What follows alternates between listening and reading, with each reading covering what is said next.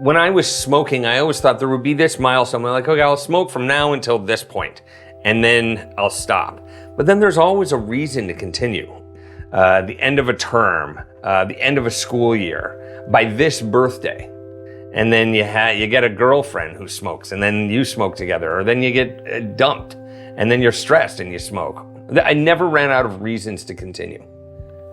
I probably tried to quit smoking for the first time in grade 12. I've tried cold turkey, slowing down, and it ramped down, and then it would ramp up again, and then I'd just throw the towel in and I'd be back to smoking. And then kids, and that was a big one. I'm like, okay, as soon as I have kids, that's for real. But the stress of having kids caused me to smoke even more. So it feeds itself.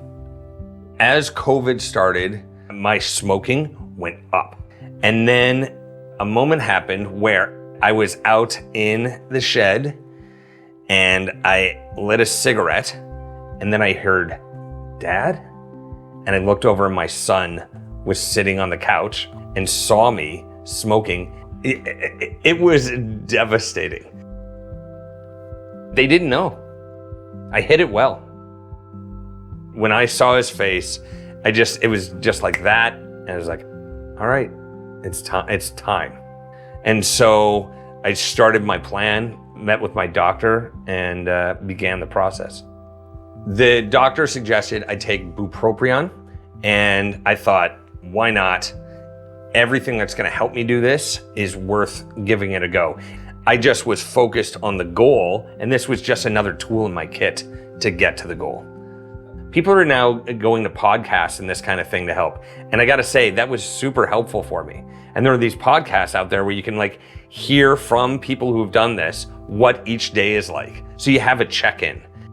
In that process of quitting, I started to see all kinds of new benefits, particularly the financial benefits. Because I was like, I've been spending this money for decades. So I kept the money for myself and just started buying awesome stuff. Everyone's awesome stuff is different. For me, it was a one-man band suit. It was toys that my mother threw out from when I was 10. I went to auctioneering school. I bought a sitar. The rewards just keep on giving and giving. We've traveled, we've done all this stuff.